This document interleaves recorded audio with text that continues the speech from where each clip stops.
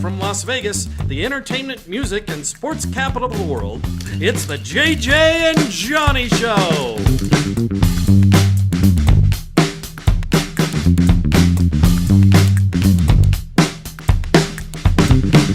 Hey guys, thanks for joining us. It's the JJ and Johnny Show. Special guest co-host Danielle Elizabeth SawChuck back in the chair. Hey, honey. Hi. Thanks for having me again. I love being here. Love to have Danny back. If you're watching on John's channel, thank you guys so much for joining us. Johnny is actually at a big event playing Trump, which shouldn't surprise you, down in Texas. And he just finished a rehearsal, and he's going to try to join us here in the broadcast in just a moment. So please give us your questions, give us your feedback. Danielle Elizabeth SawChuck, around town we call her Danny. Danny is a real-life showgirl in Vegas. She has been on live stages for decades. She has all kinds of juicy stories, and maybe one or two of which she'll share with us today. Yeah, love it. This is so exciting. Thanks for having me back. I love being here with you. I love and having you back. And we have some fun things to talk about today. We do. So one of the things we want to share with you guys, because right now the whole studio smells like a Vegas casino. Not really the cigarette smell. Yeah, I was going to say which part. It could be a couple different smells. I know, not cigarettes and stale beer. But you know those really specific kind of bougie scents that get sent all around a casino? Well, they actually all come from a company right here in Las Vegas. So how do you get your house to smell like your favorite Vegas casino? Well, we can tell you because we have a bunch of products from Aroma Retail, which is a local company that's just on Valley View, just a street, a couple blocks west of the Strip. And they're the original people who developed the scents for all the major hotels in Las Vegas. So cool. I'm so excited. And I've never gotten to smell these yet, right? So, but you have. You know the backstories of all of these products. And I am going to free smell. Free smell. We're going to take you on a nasal tour of the Las Vegas Strip. Well, you know what we could do is we could have you guess. So we have 4 of the major hotels on this table right here. So the interesting thing about Aroma Retail is that the company's been around for a couple decades. So my understanding is, and you can learn a lot about the history of the company if you go over and visit their retail location. It's on Valley View. Literally, it would be like a 10-minute Uber ride from any hotel you're staying at. It's really cool because they have, when you walk in the lobby, it's really quaint. It's like locally owned, but they have a smelly bar. Ooh. And so you can go in and go, I'm staying at Luxor. I love the smell. How can I buy that? And they'll connect you with the scent that is actually made for that hotel. That's so cool. So you can actually have your house smell like the Luxor. Yeah, not only your house, so you can do, you know, the what do they call these scents when you the oil. The reed diffuser. Okay, yes. So you can buy things in diffuser format, candle. Of course, over to you. Have a sniff of that candle. This candle? I actually guessed what that was before I looked up the hotel it's connected with. One of the major hotels on the Strip. Oh, that smells amazing. Currently has, I'm going to give you hints about what hotel it is. Okay. Currently has a lot of construction in front of it for Formula One. That narrowed it down because that's like every That's hotel. the entire Strip, JJ. Okay. All right, I've got one of Steve Wynn's hotels. Okay. That Steve Wynn created with Elaine Wynn back in the day. Encore? Close before that. Time-wise. That's the Bellagio, the scent the Bellagio. Oh, is it? Yes. Because my first initial thought was Encore. Because I was with there recently. Yeah. But, I mean, go figure, they created probably all those scents together, right? Yes. Yeah. I believe they did. That's delicious. Isn't that interesting? I was going to say, it smells fancy. In fact, we have, I don't know if Wynn and Encore have the same scent. That would be a good question. But we do have the scent from the Wynn. Okay. So this is a big one because, I mean, the Wynn is still like kind of setting the standard, right, Cass, for like top of the line hotel in Vegas. So the scents, when they're created over at Aroma Retail, they don't get named the Wynn. They get their own name. Okay. And they actually do like a flavor profile. You can see all the different inspirations that went into the scent. Ooh, this is a room spray. Should we spray it in here? Yes. Okay, this is Asian lily. It is the scent that you smell when you walk into the wind. Ready?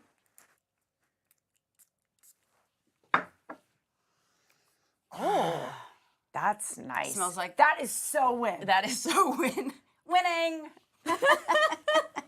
Isn't it amazing how powerful like smell memory is? It's great, yeah. That is completely the Just win. brought me in there. It's interesting that smells bring mood too. Yes. They had that on the website. It brings a certain mood and an atmosphere. Interesting. And it's interesting kind of what they lay out, what's in Asian Lily. Oh, show us. Oh, wow. The Look, top- the notes. Yes. So top is lemon verbena, misted rain. Mid is like white rose, lily, and the base is bamboo and musk. Wow. Oh, wow. There's a lot of flavor in there. So many layers, and I just wonder what the science is behind. It's almost all like these wine. senses. Yeah, It's like, what's the influence Yeah. of the scent? totally. The different notes. I have to flavors. say, so far, that's That's lovely. my favorite one. That's amazing. Yeah, Asian lily. So you can buy this. So not only you could get it in a room mist, you get it in a candle, or Love it. these are super cool, Danny. I want you to check these out. These are little tiny sticks that have scent in them, and they are for your car. Oh my gosh. Loving that. Oh, look. So that's the blue ice. Okay, so this is a Bellagio stick for your car. Do you want it for your car? Yeah, I do. Yeah, take it. Thanks. Oh my So gosh. you can like stick it under your seat That's or so something. cool. Oh, and it's like a little Q-tip kind of thing. Yeah. And It says these remove are and sniff. these are Bellagio's notes, the blue ice notes. If you Okay, guys are show curious. us. And this candle's Bellagio too. Oh, watermelon. cucumber, Watermelon. green apple, fresh air accord. I wonder how you acquire that scent. Fresh air. A rose, lily of the valley, grapefruit, musk, and blonde woods. Blonde woods. So interesting. Hmm. Cool stuff. That's always what I wonder about wearing perfumes. I go Yeah. through cycles where I love to wear perfume, but then I always worry that I feel like a scent is a bit of a biased opinion. I you agree. know? It's subjective, It very much so. right? So some people might love the way you smell, Yep. but then have you ever walked by somebody and you're like, whoa, that's intoxicating and not the best? Like you're like, I don't know if I can be around this person. It's giving me a headache. I'm always worried that when I wear something that I'm going to be that person for somebody else, and that stresses me out. Well, Cass and I were just talking about how some people are so intensely sensitive to smell, like my mother, like her father. Some people have allergies. Some people just have a very, very heightened sense of smell. I'm one of those people. You have a heightened sense of I smell. do. I can Yeah. smell when the neighbor, like on the other side of our Yep. fence, is out in their yard, and we're on half-acre lots. You can smell it. smoking a cigarette. Oh, well, Oh, yeah, wow. cigarettes. But Yeah. like from inside my house. And most of the Yeah. time my husband doesn't. But I'm like, I can smell it. I know they're out there. So I actually have a neighbor. That uses such strong cleaning products in their house Oh, whoa. that it wafts out of their yard over into our yard. Oh my no. gosh. So certain times during the week, I smell their cleaning products. Yeah, that's not good. Yeah, that's a lot. It means they're probably not natural cleaning products. I And think, hopefully they're not mixing cleaning products Ew. and creating Causes- Is that a hazardous big- gas. Cass, tell us what happens when you mix cleaning products. I don't know if it's like it creates some kind of gas. There's like a chemical reaction if you mix. I think it's bleach and some soaps or something, but it can't create Oh. a gas. It's hazardous. well, Yeah, something super about toxic. there's some kind of magic combination with baking soda. Baking soda. I don't know, but I use vinegar to clean everything. So I like vinegar too. Yeah. Not a always lot the of best people smell, hate but that smell. Ugh. Hate that smell. What is your favorite cleaner to use? Let us know in the chat. We'd love to. But you know what you can do with your Love to know vinegar? that. You can add a little bit of essential oil to it. Yes. Yeah, like Yeah. a lavender or even Lemon. a lemon. Jinx. Jinx. We love that. I'm not a big fan of, there's certain cleaning products. You know, when you go on into the grocery store now and you go even in the laundry aisle, everything is so heavily scented that it's almost hard to walk down the aisle. It's Like, Totally. why does artificial. It's artificial. Like you said, like how do Yeah. you capture like fresh rain? It's not real. Yeah. It's like not a real scent. What was it? That Air was. Accord. Oh yeah, it was like Yeah. Air Accord. What was Air that Accord. on Blue Ice? Yeah, Fresh Air Accord. Okay, Fresh so Air far, Accord. without a doubt, we are loving the Asian Lily. Again, you guys, all these scents are the real scents that they pump through the casinos in Las Vegas. You can buy them at Aroma Retail. The people who actually work with the big hotels. So the cool thing about this, I geeked out. I've been to their location a couple times. They're super friendly. Yeah, cool. Super friendly. So do you know that they will sit down like with a property, like all of Marriott hotels, they'll sit down and they'll develop a scent together. That's amazing. Do you know that right here in Las Vegas, actually their location is accredited with the whole concept of a hotel, a property having a signature scent? Wow. Do you think they would do that for the SawChuck household? Yeah. Because I kind of want my own scent for my house. Do you think do you think they make sense? Like, So I or bet do you have to be at hotel status? your scent would be magic, Magic feathers, Showgirl. magic showgirls, and Chihuahua. Yes. Danny has 3 Chihuahuas. 3. Yep. Okay, this one I'm super intrigued about. This is Asian Garden, not to be confused with Asian Lily. And this scent is in almost all, we looked at the list, right, Cass, of the MGM properties. So almost all of them have the same exact scent. Well, it seems like a lot of them shared it. It was like Yes. MGM, Luxor, Okay. Aria, what was it? I think it was Aria, Yeah. MGM, and then Luxor. Interesting. Yeah, you had it right. Yeah. Whereas I know at the Wynn, and then their other properties, their sister property, Encore there. I know they have 2 different scents. You do? I do, yeah, because How do you know that? Because when I worked there for a brief moment, and in their gift shops, in the spas there, they sell Either. Yeah. Wow. Very interesting. Okay, we're going to need something to get this open. How about my little claw boy. hands? Okay. Yeah, there we go. The bonus By of the way, not having guys, if nails. you're watching, thank you for joining Danielle SawChuck and I. Johnny D. Domenico is down in Texas right now, Texas. playing Trump. He's got a big gig. He's just left his rehearsal. He's on his way through the hotel to his room to try to join us on the broadcast. So we may be getting Johnny here in a That's minute. cool. Okay. Okay. Do you want to Oh, open actually, it? Yeah. just as you said that, he jumped in so, here. So if you want to chat with Johnny for a minute, we're going to need to get our earpieces in so we can hear him, Cass. Absolutely. But if you want to bring Johnny in, please do. Yeah, let's get the scent. I want Okay. to know what the scent's By the way, like. I Oh. think that this is my favorite one. I'm not going to lie. What? Are you Yeah. kidding? No. All right, guys, this is the smell of all the MGM properties. Oh, that is so good. It's like it's like creme Really? brulee. Yeah, Like it's delicious more vanilla. It's more like female vibes. Asian Gardens got Lily of What- the Valley, what is it? Jasmine, vanilla, Vanilla. It's the vanilla. Tuberose. Yeah, amber. Gardenia. and amber. What does amber smell like? That's my question. That seems like a rock. I'm gonna go with like in the same kind of family of vanilla. I'm just totally making stuff up over here. I mean, you got it right. But- There's vanilla in there. But yeah, the vanilla is really strong. Trying to like, I don't smell a whole lot of floral at all. It's like Really? it's really creme brulee-ish. It's very, very sweet and delicious. Oh, I love that. Okay, wanna speaking eat of it. sweet and delicious, I believe a gentleman who's about to turn a year older because next week is his birthday. I believe Johnny D. Domenico is going to join us. Johnny boy, can you hear us? Hello, darling.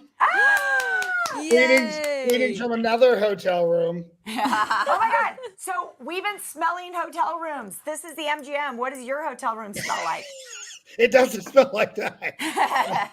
I'm here at the Home 2 Suites in Plano, Texas. Sounds fancy. Well, hey, why don't you sell it harder? I did my room tour. It's actually a full like there's a kitchen dang. over there and a whole double beds. And Look at it's, you. It's huge. It's actually a really amazing. nice room, and it's a brand new build. So, I was at the airport and I posted something, and Murray posted, and then so I was like, oh, this is interesting. Danny's going to be on the show. I'm talking with Murray. This is why I love Las Vegas. It's so tiny. It's so Oh my gosh, isn't that true? So Johnny, I don't want to say that Home 2 Suites is nicer than the room they gave you at Mohegan Sun, but I mean, It looks actually is. I huge. mean, to have a full kitchen is pretty amazing. It's pretty, and I'm Is that only here. I mean, I go to the show at 5 o'clock. I go on. I'm on for like 3 hours. Then I'll be back here, and I'm out of here the first thing in the morning. So this is That's somewhat. amazing. Is that a room divider? Do you have a whole? Yeah, it's a curtain. You pull the Wow. curtain. That's So when you know can the sit room on. is So quite somebody large. can Yes. sit on the couch, and somebody can be on the bed, and they act like they don't know each other. see, I need that in my house so that I can shut off my husband and his. I can protect myself from CNN. Oh my Too gosh. much- Okay. Too much so, news.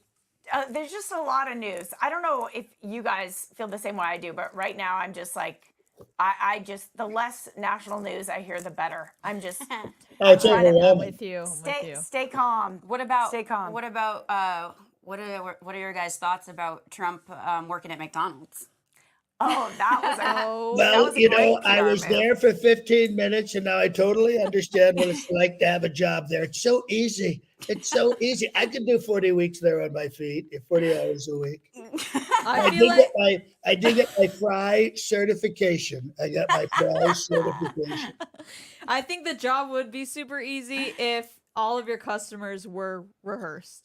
Yes. They were And, lined up. and they adored you. Can you imagine a regular McDonald's person? Every person comes up, oh my God, Carolyn. Oh, I love you, Carolyn. I can't believe you're serving me. You're so wonderful, Carolyn. That would be the greatest job ever if everyone just fell over you when you showed up at work. Totally. Yeah. Oh my gosh. I feel like we need your live footage. You know? Well, here. Ready. Oh, the wig. Is that the wig? What The time do you get wig, into the the wig, wig? the weave and the wig, the weave and the wig. Yeah. Gotta have it. Wait, Yeah. did I hear this right? That your birthday's next week? Yes, November 4th. Oh my November gosh! High 4th. five. We're both Scorpios. And Yeah, me and- too. Oh my There's God, so that's many right. Scorpios Yeah, in this yours- room. My birthday's Yes. Thursday. And Right, Stacy yeah. Galandes just had a birthday, and you know, it's. I always think it's amazing. You go on the Facebook certain times of the year, and there's one or two people, and then you open it other times, and there's like 15 birthdays on one day. You know, we Wow. ought to just have like a joint birthday party next year. Yeah. Would be I'm great. down for that. Yeah. Yeah, but then- you both have your invites, as does Cass, because Cass put the invites out. So I made the graphic, guys, if you've seen you it. made the Oh, graphic. the graphic for Johnny's birthday? Yeah, on the Facebook page. Oh, I This didn't is see. great. I had to look. This is good stuff. So Johnny, so we're talking smells, and love- we really, really have a favorite. Like it's kind of a hands down. Yeah. I love that you're talking about this, and I'll tell you why. Because if I remember correctly, when I had read about this from the whole marketing aspect, that Las Vegas really engineered this whole scent thing in hotels, having a scent specifically for the hotel when you enter, and then when you go to certain other areas, and how rooms smell. And I just think that's brilliant because I love. Cass will tell you, I'm lighting candles. I'm always spraying stuff. I love scents.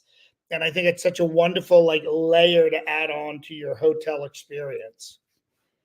I love this. So I love scents also. So we were looking at some of the flavor channels. Profile? Cass, can you? Yeah, profiles. Thank Yeah. you so much. And so if I were to design a scent just specifically for my house, I think I do love vanilla. I think vanilla would be involved for sure. I do. I love a gardenia. Tell me more. Tell me more. I think. I mean, we've got like blue ice is nice some too, real Italian energy in my house. So maybe a little basil thrown in. Basil, a little oregano, That's right. side of marinara. Call it a day. There's a lot of lavender. I love this lavender smell. I have that Yes, in the lavender. office. Yes. Kind of cuts through everything. But the smell I love the most, and I have to get some new candles, is the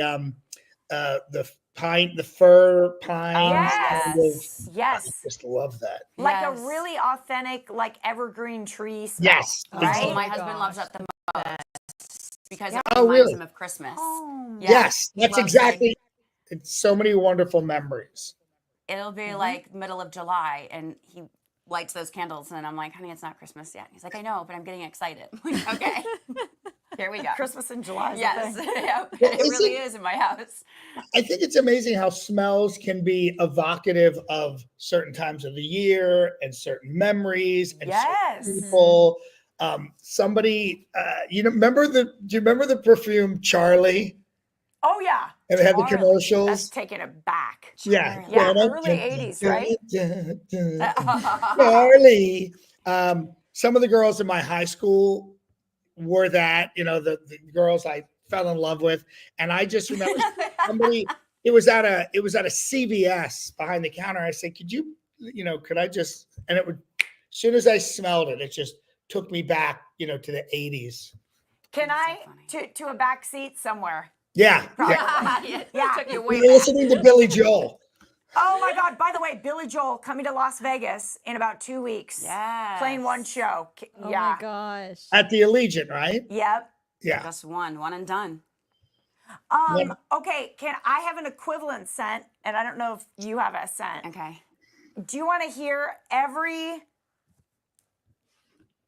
teenage makeout memory for me involves the green bottle with the gold top, Polo. Ralph Lauren. Yes. Oh, yes. Yes. I still have that in my Yes. drawer. Dude, let me tell you, I dare you to wear it. I'll probably give you a hug because that is a great scent for men. It is. It's and I immediately go to collared shirts and sweaters or a Yep. polo under the Yes! collared shirt. I actually bought that for my high school boyfriend. Like You did? Yeah, all the time. And then for the females, we love to wear light blue, Dolce and Gabbana. We used to wear that all the time. And now I put it on, and maybe because your pheromones change as Yeah. time. When I was younger, I used to love the smell. Now it smells Can't like stand it. can't stand it. It smells like baby powder. But I think my pheromones just have changed, and it just like nom nom nom eats the scent up and leaves hardly any notes. If you open my men's cologne drawer or whatever, I don't know if they call it cologne anymore. I think they've changed it, but it's. I don't think so. I think Cologne's it's still a thing. It's Polo, Kenneth Cole, and Drakkar. Drakkar Yeah, being Drakkar. the car. Drakkar. Love it. Well, at least it's not high karate. So it's That's very manly. Hey, so John, speaking of collared shirts and sweaters and izods and stuff, that leads perfectly into what we were going to talk about next. Oh yes, I know where you're going. Because all the women that you're on with right now have been deep diving the Menendez brothers. I just finished. Just finished 2 nights ago. Well, Which just one? finished which? Monsters or the actual documentary? Oh, I saw a documentary years ago, but I finished Monsters. Got it. So have we. Yes. So have we. Yeah. Wow. I watched both What an recently. emotional roller coaster. It's wild. I thought have to say, I check just out the thought documentary, funniest too. part- I just thought the funniest part was when they were coming up with different scenarios and they had them all shooting at each other. Like the doors open and there's like 4 of them with shotguns pointing at each other. I thought that was hilarious. yeah, it was very dramatic. Yeah. So, what were you saying? The was gonna say- documentary is interesting also. Yeah, I thought so too. Why did you think so? My opinion about the overall story changed a little bit more when I saw the documentary. I think in a good way towards like, and I don't know what your opinion is, but after I watched the Netflix, I was just like, wow, these kids are terrible. After I watched the documentary, I realized that there's a lot more to the story that I feel like the Netflix version also left a little bit out. And you get to hear the brothers give live like commentary about where they're at right now. It was recently done like this past year. Oh, about wow. what they've done, with their lives and what their emotions and feelings were when things happened, how much they immediately regretted doing what they did. It just, to me, it played more on my heartstrings, I think, than Monsters did. That's interesting. It was funny because my whole thing was when I heard the story and read the story and saw an older documentary, it was like, yes, obviously they did it. It sounded like horrible abuse. Not that that justifies killing your parents Right. because they had money and they could have gotten away. But that's where I was. Then the Netflix, that closing summation from the in the last episode with the prosecutor, I was like, wow. There just seemed to be certain parts in that if I'd been on that jury, I would have been like, oh yeah, the electric chair or for life. That's and I know it's dramatic effect, and we're all performers, and we know things are done for dramatic license. And Danny, just like you said, they obviously had to compress stuff at different points. Of course.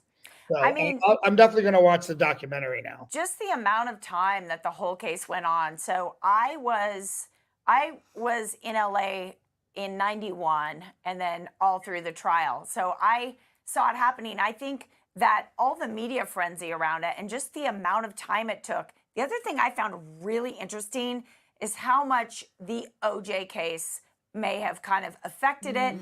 And the fact that there was 2 trials. I think the documentary, what I thought was really important was to know that in the first trial, there were so many more witnesses, and it sounded like a lot of those skewed kind of in favor of highlighting the sexual abuse. But overall, I just felt such a heavy sadness.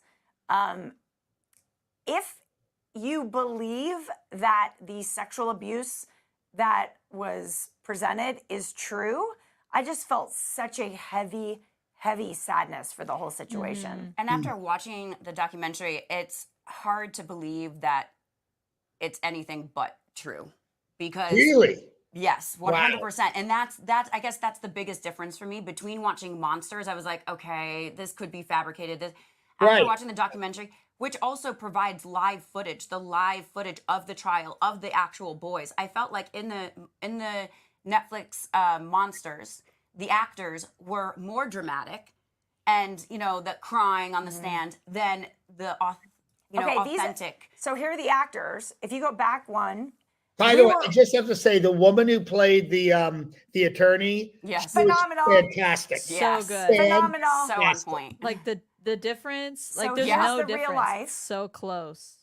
Well, and Cass and I were talking about how excellent the young men were. The 2 young men on the left. Oh yes, were the actors themselves. Amazing. I mean, just really dramatic roles, and they were so good. And even in the documentary, guys, the prosecutor, she obviously doesn't think that they should get out of jail. She still thinks that, they probably fabricated most of it.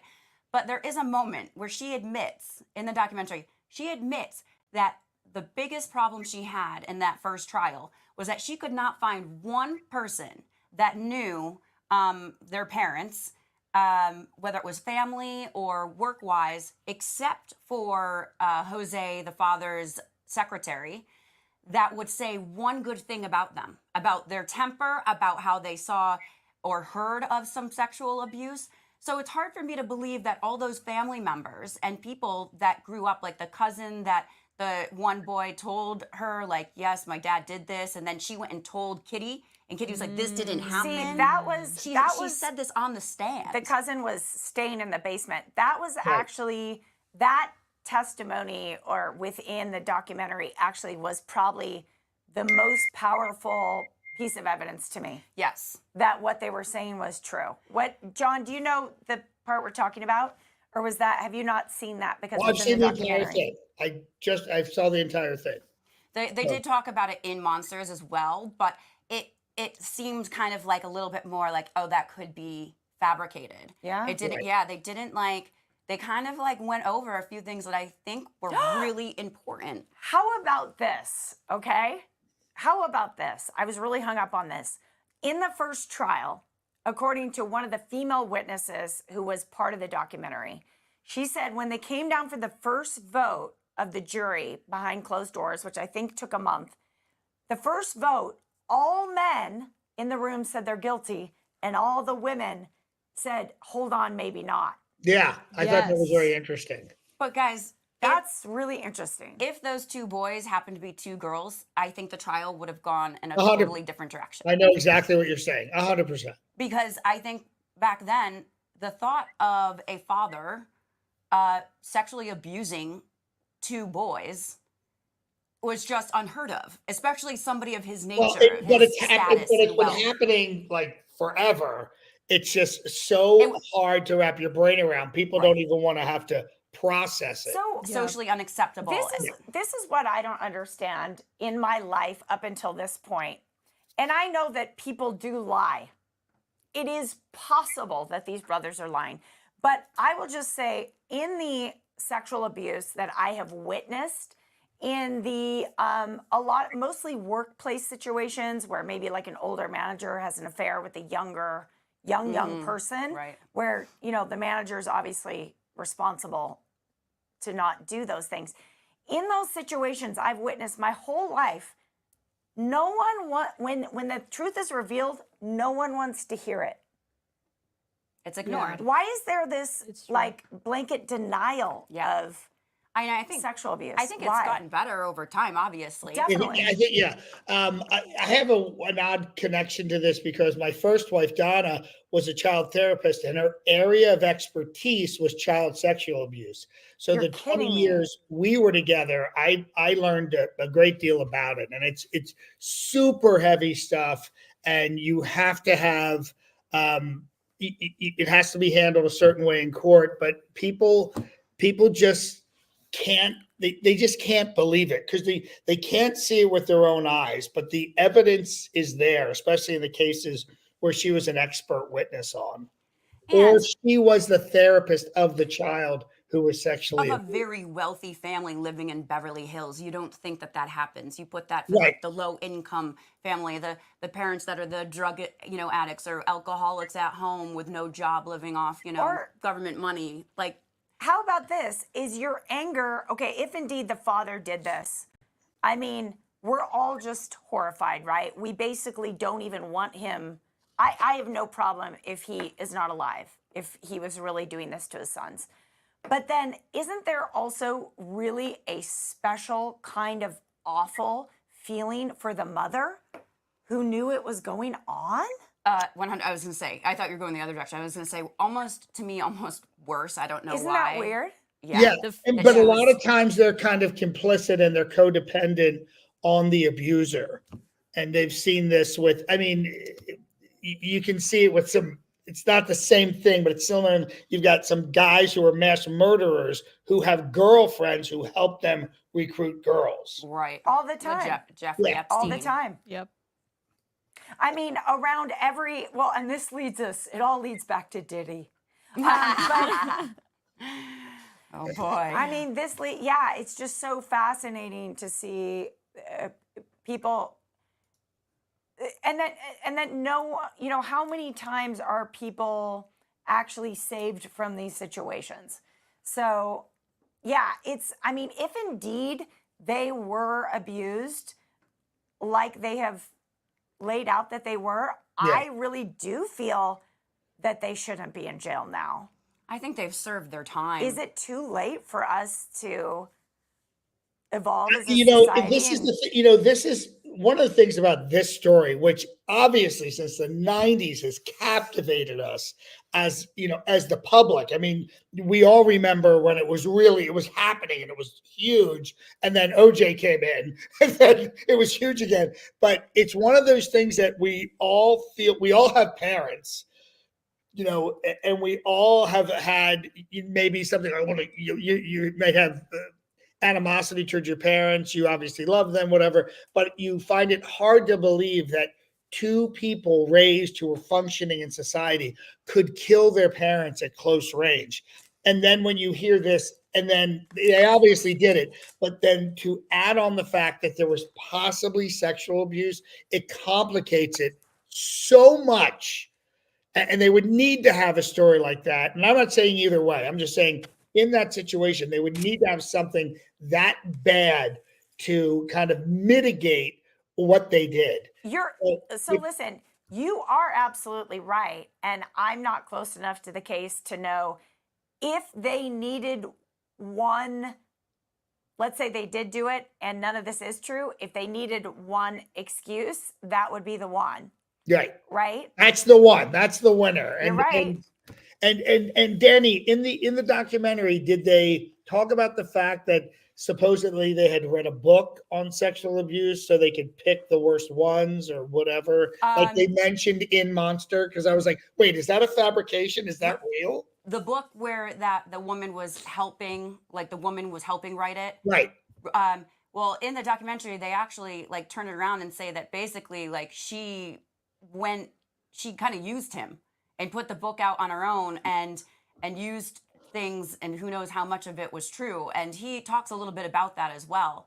The other thing, though, I wanted to ask you. Oh, I don't remember in Monsters. Do they talk about? I don't think so. You remember How they talk were inspired about the movie in the first place? Well, the documentary talked about Oprah, and Oprah 16 years later. Because what year was it, guys, that happened again? That was what? 89. 89, the murder. And then, yeah, Oprah waited about 16 years and then did a special on male sexual abuse. Yes. Correct? Yes. And everybody in her audience, and one of the brothers talks about this, and he goes, Oprah did a whole thing about unleashing the truth that men, little boys, can also be sexually abused, whether it's from a male or female. It happens to them as well. So every person in her audience was a boy or a man holding their little boy photo of the age they were when they were first sexually abused. That is That's so powerful. powerful. And that was gosh. 16 years after this case. And so the one of the Menendez brothers was explaining, like, she was the one that broke through and made it known, like, hey, Duh. this is kind of an issue. And he goes, that's 16 years after this happened to us. That's Right. how shunned it was. And about that book, I can't remember the exact details, but I do remember having a way different opinion. The way the information was presented in the documentary with the woman who wrote the book over the opinion I had when I watched it in the Netflix Monsters. It changed. And I was like, okay, I felt like Monsters had made it twisted a little bit so that you're like, oh, wow, that's really shady. Like that. Right. And the information that they presented explained more to me, that I was like, okay, I can cross that off my list. That doesn't bother me. It's interesting. You'll have to watch it. I can't wait to see it. It's just one of those things you want to kind of has nothing to do with you, but you're so fascinated by it and you want to learn, like, wait, who's lying? Who's telling the truth? Who got railroaded? Who. And at this point, they've done some great things with their life for what, they've had to work with. The one brother is an advocate for, child abuse and, survivors, and trying to help that community. And he's very involved. And then I forget the other brother. Oh, the other brother is like now this amazing painter. Oh, the artist. The artist. Yeah. They kind of tease that in the actual in Monsters, and too. to the point They where he showed that, keeps in touch with some of the female jurors, and like you'll see he sends one of that, like they all. Oh, I saw that. They all he talk sent her in a this. painting. It was a beautiful painting. Yeah. And the fact that these jurors, after all this time, have still stayed in touch with them, and they write, and now he's painting for them. Like, I think that shows a lot about someone's character. You don't spend 35 years holding on to a friendship. Right. Why would you even care to? Why would you bother to? You know what I mean? Just so fascinating. It's really fascinating. Of course, all the information we're getting is just sort of storytelling, right? At this point, you know what else I thought though was this really kind of threw a wrench in their whole image, was the really excessive spending they did after their parents died. Wow. Yeah. Well, I also thought the Porsche dealer, the salesman from the Porsche dealer, when he said he was just like, you saw the scene, and I thought that doesn't comport with someone who'd been sexually abused. They would have just like accepted it and moved on. I don't know. I thought, okay, so the way I interpreted that, so the scene is that I think it was Eric, wasn't it? Was given a car for his birthday. The one who wears the two. I can never remember. Yeah, Eric. So that And it was like, it was that perfect, like, 1989 hot car to have that you'd see, like, Tom Cruise driving around in or whatever. Yeah, right. It was like a little The red MGM or something. one rich friend in your high school had, or like, Dude, Yeah. the rich kid at your high school, Yeah. exactly. And he threw a big fit at the car dealer that this car was shit and he didn't want it. And I don't know. I mean, I think clearly there was multiple layers of evidence that there were spoiled rich boys. Yes. But being a spoiled rich boy doesn't also mean there isn't a whole other layer Right. of being completely controlled Yes. by this very domineering man. Yes. I get that 100%. part. I thought it was interesting that, and obviously we don't know, but like Javier Bardem's, who gave an incredible performance, both Chloe and Javier Bardem, everybody in that show just gave amazing performances. But he seemed like kind of disappointed and almost docile getting shit from his son, and his friend was there, and then it's like, oh, was he performing for his friend? Was this a performative thing? He wanted to show up for his friend that he could stand up to his dad, or there's a lot of different stuff. But I just thought, wow, he was kind of a dick. Yeah. So And then it's hard when you see that, and it's hard to like rationalize anything. right, You know? like now it's like, yeah, like you just said, like a monkey. Now it's a total monkey wrench. Now you don't know what to think. You're Yeah. back to square one. Yeah, totally.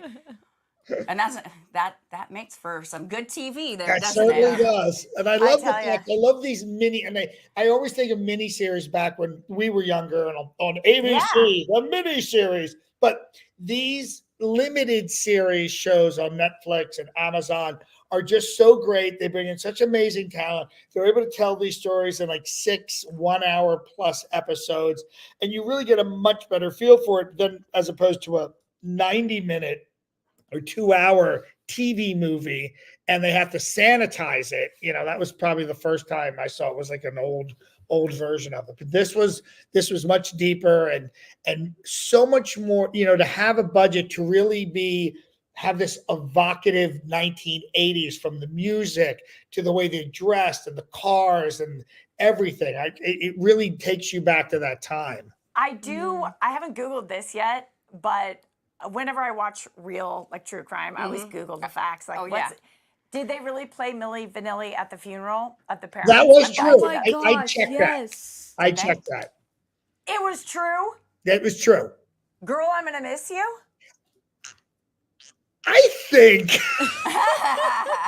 think there's something missing from the story Yes. about their relationship with their mom, Yes. Oh. which was intimated when she did the wiener check a couple of times. Wiener check. Yes. Yeah, it was in the show. She would Yes. check their penis. Because the father Was I? was upset and worried that one of them might be gay, the one that he abused for that long. Yes. And was afraid that he would get AIDS. some sort of AIDS or Syphilis, some kind of a lesion or something. So the mother had gotten to the habit of checking it. and then that also brought up questions for her and was part of the when she addressed it to the husband, to Jose, she said, oh, kind of beat around the bush about asking about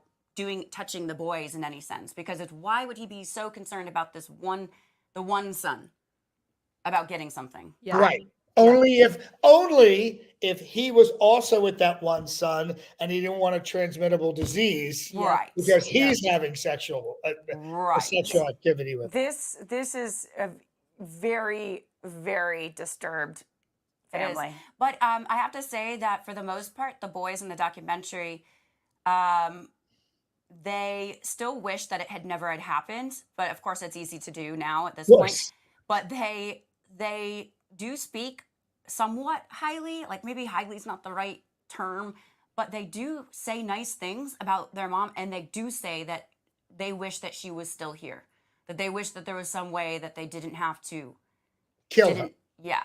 But they felt, and they admit, he says, and this was filmed this past year, he says, but we didn't feel that there was any way around it, because we had to kill my dad. This is how we felt. And there was no way that we would be able to not kill my mom. Right. Because then what do you do? Like, obviously their plan didn't work in the first place, but but they do say that he's like, I wish that I still had a relationship with my mom. I wish I could just hug her some days. Yeah. Even though a couple sentences earlier, he said that he knew that his mom was pretty sure of it, but kind of turned a blind eye to the sexual abuse happening. And he tried not to really blame his mom. He kind of felt that she was subjected to the same type of, maybe not sexual abuse, but just control and abuse from their father as well, so that the boys kind of forgive the mom, is what they explain. Right, Danny. In the documentary, was there any mention of his father, the father's father, the grandfather, that he did this to him? Because this just doesn't come out of the ether. Oh yeah, typically it gets passed down. Yep. No, I never heard any reference to that. But you're right. Like we didn't hear anything about the parents, found that interesting. Their origin, or like, didn't the father come from Cuba? Yeah, he came from Cuba, and right. And they're a little, I'm not gonna cast aspersions on Cubans, but in any culture, this has obviously happened. It's happened since the beginning of time. Right. It would just be very interesting to find out if his father was doing anything like that. Yeah. Go ahead. Which I don't understand, because they didn't really talk much about that in the documentary. They give some family background behind them. They do imply that the grandfather was of a similar nature as Jose, so that dominant, controlling, sometimes like maybe abusive, but they didn't really say, so they didn't really touch much upon that. So I'm like, well, how did the Netflix monsters, how did they get that piece, where he calls his dad and he's crying, and the grandfather, and he's like, how could you do that to me? And then hangs up. Yeah, I'd like to know more. And I think that's a kind of a missing piece. One of the things I wanted to mention, there's a super powerful scene, and obviously this has to be, I'm assuming it's conjecture, but it's breakfast. He's sitting there having a cup of coffee by himself, and she comes in, and he says, it's a very tense moment. He says, I don't love you anymore. Do you remember this scene? Mm-hmm. Says that to who? He says that to his wife. And it's a really powerful, moving scene. And the energy goes back and forth. It's beautifully written. This has nothing to do with the story. It has more to do with like a beautifully written scene done by two amazing actors. Yes. Because the energy just keeps changing, and she throws it back in his face, but not in a mean way. And I was just like, God, there were so many great moments that they did in this project. I would say there's probably some award-winning performances. I would say in that this. too. Yeah, absolutely. Yeah. And monsters for sure. Really good. 100%. But even just that moment of just saying, like, I don't love you anymore, just goes to show, you've got this woman who, she's been a stay-at-home mom in Beverly Hills. She doesn't work. So, she's very reliant on, her husband and the family.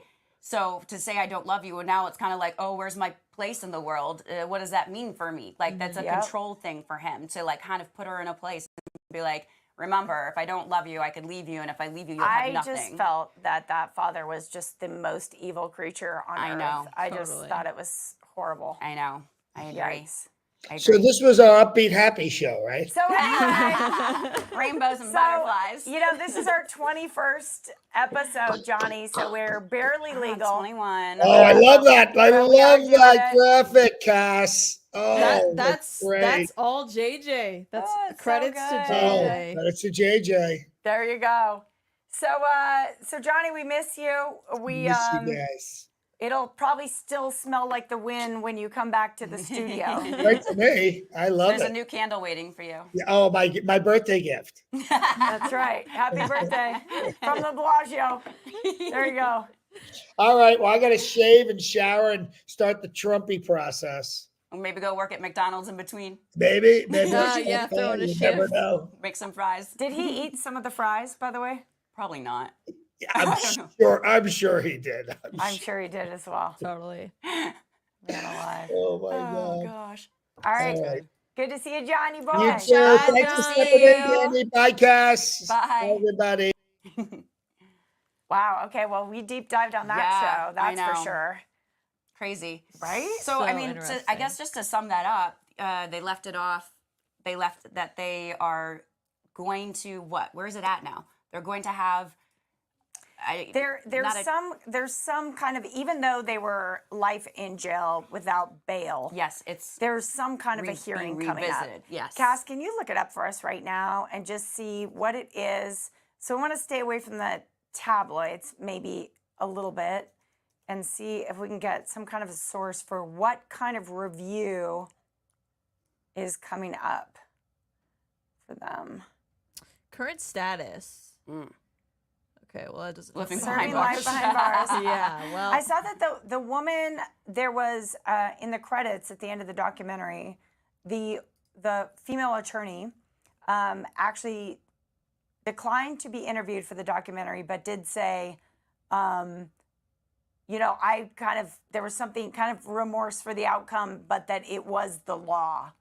So that it was the ruling that was, made. And so it's a matter of, that ruling still being upheld. Because, and I know there's been even one more update since that documentary came out. I think that they did get the okay, the go ahead recently, like last week in LA, to have this revisited. That's what we're about looking getting for, out. is what exactly did they ask for last week? Yeah. What is this current? It looks like there's some new evidence. That's right. It includes a letter that Gardner says was written by, I think Gardner was someone they interviewed for this article. This is CBS.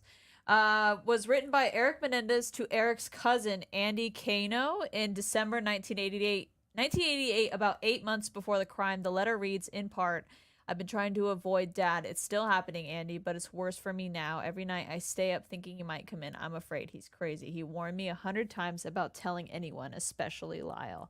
There's like a whole letter here. Maybe I can show you And they found guys. it, I think, because the cousin passed away recently and it was found. And because of this letter, it's now new evidence that's relevant to the case that could have changed the case even back then, which is why they have to consider. I mean, basically what they're doing is let's open this box up again. Yeah. I mean, I think what was really interesting, you always have to understand the time and place in which something took place. And when they went to jail, it was the second trial. And also the prosecutors in LA just had a lot of pressure, especially after the OJ case kind of, many people would consider that OJ got off. Right. And that made them look really bad. And so that this case had gone on for so long. And then it actually was looked at as kind of a victory if they were able to get these guys in jail, which is just gross. That's just politics, right? Yeah. And they omitted a lot of, I think, extremely important information for that second trial. Right. Not bringing in any witnesses to, talk about the true nature of their parents and and even like the cousin who told the mom about the sexual abuse. All these things I think are really important. It's not going to change the fact that yes, we know they killed their parents, but it helps you to see things in a bit of a different light and makes me think, well, you know what? I think 30 plus years of my tax dollars is plenty of time for them to serve in prison. Now they can get out and... I am dying to know this. I wonder if you guys have thought of this as well. Do they have a ton of money in savings if they would, for any reason, get out? I looked this up. What happened to their money? Spill it. So in California, in the state of California, if you commit... I'm going to try to explain this the best I can explain. If you commit a murder, that money you're no longer entitled to it, your family money. So it gets put into it either got put into a trust or something and passed down to their family. It was no longer theirs. So I'm pretty sure at this point there probably isn't any money left, I would imagine. Okay, so they'd be like starting over. Yeah, but like like when we were talking about this at home, they could get out. They could do like 1 or 2 like big interviews with Oprah or something, get paid $1 million, and then live a very conservative if they life. wanted to do the circuit. And just put themselves out there media-wise. Do the Prince Harry. Sell some of those paintings. Yeah. Right? I bet people would pay Yeah. big money for Yeah. this painting. Isn't I bet that It true? would be worth so much. And Right? is he able to sell the paintings in jail right now? Oh. I don't know. Actually, if you think about it, like no matter what the obviously you have to follow the law, but just the fact that they killed their parents, you would sort of think they wouldn't be entitled to the inheritance, like no matter what the situation. Yeah. Yeah. So, I wonder though, now this I'm not so sure, if they had been convicted of manslaughter, which is like they would have been there for 7 to 10 years, and not like First degree murder. That could change on what the state is the allowed to do inheritance. with their inheritance. But now, if they come back and they Super let them interesting. out, I don't know. Does that mean that the state would have to also pay them money? Or no? No. No, probably not. We got a They're not great- there. a They're like, great- you're lucky enough I to mean, get I out. don't know. We got a great comment from Mr. Robbie. His opinion is murderers should never be released. Even if there are mitigating circumstances, do you still have to pay the consequences? Yeah, and that's a fair opinion. You know what I mean? Because part of me agrees with you, Mr. Robbie, that, you know, a person who's actually capable of that, you know, you're a detriment to society once you've proven that you can take another person's life, right? Yeah. Yeah. So, yeah, in some ways I agree with you. But I do think, again, I was so deeply horrified at the possibility, like, to me, there's nothing more disgusting than sexually abusing a child. I just can't even. Right. 100%. Yeah. And if not making excuses, but this family had a lot of wealth and power to the point where the father was paying off the kid's psychologist so that he would take the data, certain things, and manipulate it so that the previous time that he got in trouble, the courts would okay it. He was controlling even like what his therapist would do and say. Yep.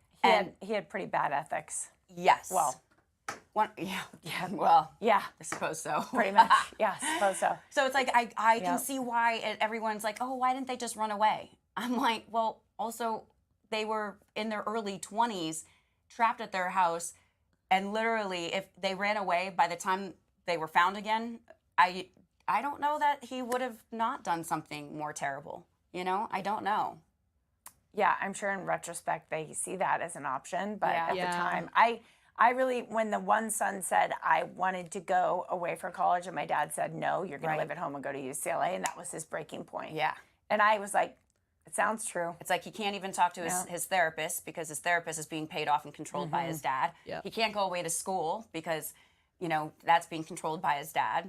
And the second that if he did try to run away, he'd be financially cut off, which fine, I guess go get a job like the rest of us. But like, how long does that last for? With somebody that who's that rich and powerful probably would send a team of people to go drag him back, you know? Not only that, like that's your whole life, like the way you grew up. So I don't know if he even possessed the life skills at that age to be able to do it. You know, and that's Agree. like home and comfort, and Right. that's hard to leave. Well, and I guess if you think about it like this, at this point, neither one of them have actually had a job their entire life. I know. Yeah. So, I thought that was pretty. that's pretty wild, right? Like they pretty would have to bad. get out and like sell their story for an Right. Oprah interview, a 60-minute or something, to Right. be able. Because I mean, unless they sell the paintings, but they gosh. probably don't really have any skills. All right, I'm bringing on our sense again, guys. Well, it's been a deep dive into the Menendez know. story. What is fun about this, if anything could be fun about this story, is that so many people in the country are watching the same thing, and there's like a big discussion going on. Yeah. I like that it's been revived. And Yeah. it's an interesting discussion based on like society norms now compared to back then, and how much more we understand sexual abuse, especially towards younger men. Well, that's so true, and that's exactly right. All right, I'm sending you home with your favorite scent. Yeah. Oh my gosh, I'm so You excited. get a scent. You get a scent. And you get a scent. She likes the MGM. All right, guys, thank you so much for joining us for episode 21. We'll see you next week. Bye, Thank you, everybody. guys. Have Thanks, a JJ. Like, comment, subscribe. Danielle Elizabeth SawChuck. Thanks, Cass. bye, everybody. Bye.